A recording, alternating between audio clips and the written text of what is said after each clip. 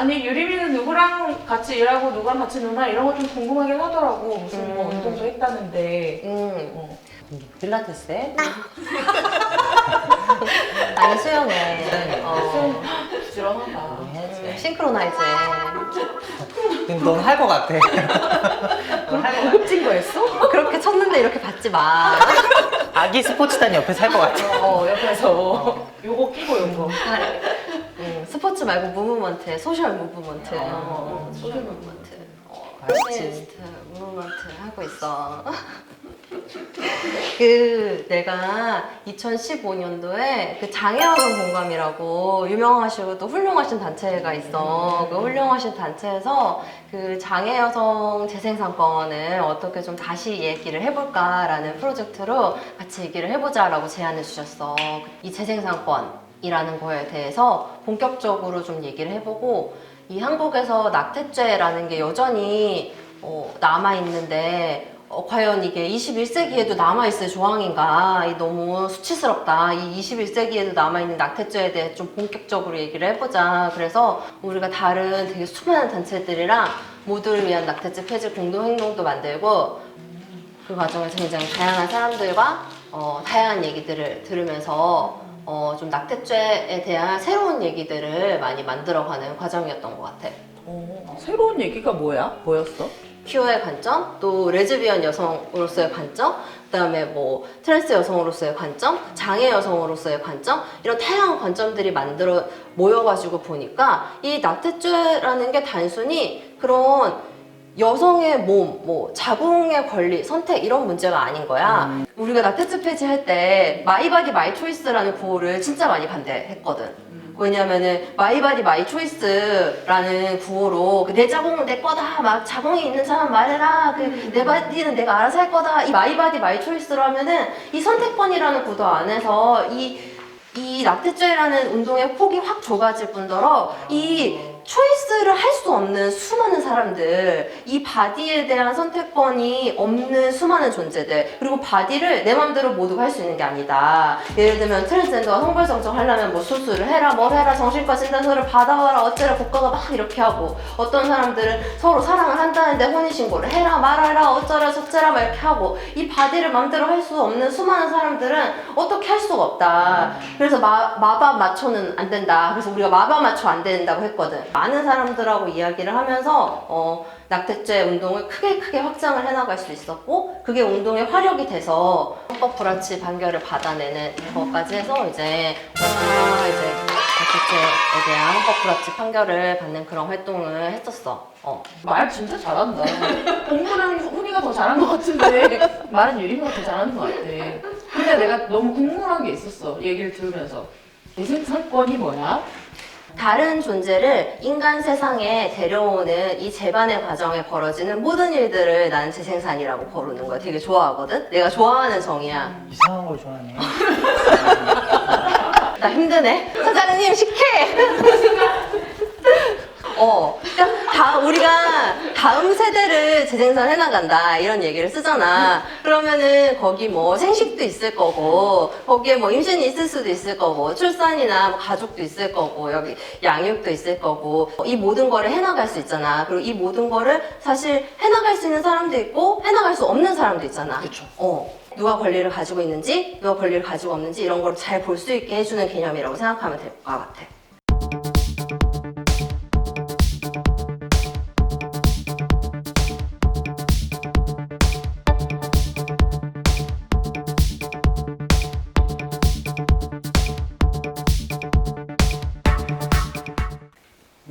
좋은 거네. 좋은 거야. 우리는 내년쯤에 이해할 거야. 에이디는 재생산권이 있어? 근데 나는 응. 그 권은 없는 것 같아. 응. 나에게는 사실 어쩌면 내가 좀 그거에 대해서 거리감을 느꼈었던 게, 쉽게 접근할 수 없었던 게, 사실 나 같은 경우는 트랜스 여성이니까 사실 뭐 내가 뭐 아이를 낳을 이런 것들은 사실 나에게는 너무 생각조차 할 수 없는 영역이기 때문에 오히려 이건 약간 다른 세계라고 생각했던 것 같아. 말할 뭔가 자격이 되나 막 이런 생각도 들고 막 여러 가지들은 막 있는 것 같아. 근데 그 재생산에 대한 욕망이 본인이 스스로 버린 게 아니라 근데 그치. 그거는 맞아. 사실 나는 처음에 그랬던 것 같아. 약간 좀 이게 트랜지션을 딱 시작했을 때, 이제 나는 이제 결혼과 어떤 출산에 대한 거는 내 삶에 없을 수 있겠다라는 거를 접고 나서 그거를 딱 정하고 나서 할 수 있었던 것 같아. 병원에 오는 호르몬 치료를 하러 오시는 분들도 사실은 이미 부모의 역할을 하고 있는데 호르몬 치료를 시작하는 분들이 있거든. 근데 그분들은 사실 재생산에 대한 권리가 점점 치료를 진행하면 진행할수록 굉장히 어려워지는 경우가 많지. 왜냐면 그리고 뭐 시스 여성의 경우에도 사실은 이게 나이가 들어가면서 사실 그게 어느 정도가 포기가 되는 부분이 있는 거잖아, 사실. 그러니까 재생산의 문제는 사회적으로 뭔가 내 욕망을 자꾸 꺾거나 뒤틀거나 이러는 거지, 이게 순수하게 내 욕망에서 되는 것이 아니라 그렇게 생각이 들고. 몸에 대한 경험들이 되게 이렇게 신비롭게 이어지는 그런 것들을 많이 봤는데, 예를 들면 어떤 임신 중지를 경험을 한 여성이 있었는데, 이 임신 중지를 한 여성이 임신 중지를 하고 나서 이제 다시 성관계를 시작했을 때 이 쾌락을 다시 경험을 하는 자기 자신의 몸과 관계 맺는 게 너무 쉽지가 않은 거야. 근데 이 불일치? 디스포리아라고 하는 내 몸과 나 자신이 일치하지 않는 것 같은 그런 느낌? 그 불일치의 위화감 같은 것들을 사실 나 뭔지 좀 알 것 같긴 해. 나도 왠지 뭘 알 것 느꼈던 느낌이라고 딱 지나갔던 게 뭐냐면 내 목소리였어. 너 예전에 목소리가 어땠니? 기억이 안 나. 지금 목소리. 예전에 목소리는 이제 뭐랄까, 예전에는 이제 왜 소위 그 여성스러운, 여성 같은, 여성보다 더 여성스러운이라는 그런 것들이 맨날 보였고, 그리고 내가 목소리 때문에 고민을 하거나 의사는 얘기하면은 수술을 해라, 여성 목소리가 가질 수 있다 이렇게 얘기하니까 약간의 나의 목소리는 내 목소리다라는 개념보다는 여성의 목소리 남성에게 따라가야 된다는 그런 게 있었던 것 같아. 근데 난 아무리 주거를 연습을 해도 여성 목소리가 안 되는 거야. 그러니까 가장 중요한 거는 내가 만족을 못 하겠는 거야, 내 목소리가. 근데 그때쯤에 내 목소리 때문에 내가 참 아우팅을 많이 당했어요. 그러니까 사람들이 너 뭐지 이런 식으로. 그래서 이거는 내가 어쩔 수 없는 거구나 생각하고 그냥 목소리를 그냥 편하게 내기 시작했거든요. 아무 신경 안 쓰고 나는 목소리는 어쩔 수 없나 보다. 그리고 아우팅을 경험할 생각을 하고, 그러니까 아우팅을 당한다는 걸 생각하고 편하게 좀 이렇게 내니까 그제서 사람들이 관심을 안 갖더라고. 그러니까 뭐 너는 여성 이런 게 아니라 나에게 관심을 안 갖는 거예요. 그제서야 나는 내 목소리에 대해서 조금 생각을 해봤던 것 같아요. 여성 목소리는 이게 의미가 있는 건가? 막 근데 나는 그때 그거를 왜 이렇게 쫓아갔을까? 막 이 생각도 들고, 그래 나는 그게 약간 그런 게 아닐까? 그러니까 완전 똑같진 않지만 어떤 비슷한 결? 나도 오해받아. 나도 아직까지도 남자냐 여자냐고. 그래, 흔히도 고등학생 때도 그런 얘기 많이 했었잖아. 어릴 때는 목소리 때문에 많이 그랬고, 요새는 나는 그냥 내가 편한 대로 하고 다니는데, 남자냐 여자냐고 물어봐서 나는 나 의사야 그러지. 뭐라고? 나는 의사래. 사회적 지위를 이용해. 그 사람은 얼마나 당황스러울까? 있잖아. 나는 요새 이제 나를 따라오지 못하는 나이든 나의 몸과의 괴리를 계속 느끼고 있는데 더 이상 밤을 샐 수가 없고 막 8시 되면 막 꼬박꼬박 졸고 막. 난 이렇게 표준적인 여성 사이즈에 안 맞아가지고 항상 옷가게를 그냥 일반 옷가게를 못 가. 그런데 없어, 나의 사이즈가. 일반적인 여자들의 몸, 표준 여자의 몸이라고 하는 거에서 벗어난다고 했을 때 너무 거기에 이렇게 맞춰라, 네가 맞춰라 이런 강요를 많이 받는 것 같은 거야. 그래서 너무 이렇게 얘도 빡쳤어 지금. 나도 빡쳐. 나 친구다. 우리 원래 친구야. 그러니까 내가 보여주고 싶은 방식으로 나를 보여주고 싶은데 그게 뭔가 어떤 틀에 갇히게 될 때 그렇게 하면 뭐 여자답지 않아 라던가, 하지만 난 이런 머리를 하고 싶은데 라는 것과 이 사이에서 막 이렇게 고민을 하다가 오늘 드디어 머리를 하고 왔어. 넝쿨 탈코한 거 아니야? 아, 탈콩, 난 나름대로 되게 열심히 꾸민 건데?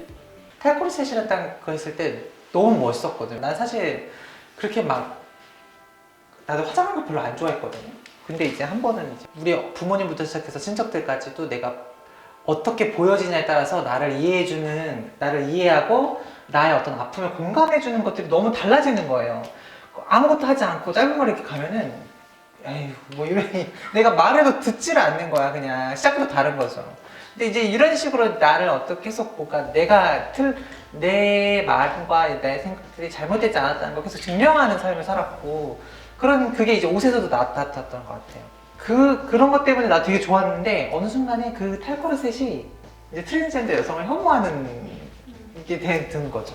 다른 방식으로 다른 존재들이 경험하고 있는 억압을 그냥 인정을 안 하는 것 같아요.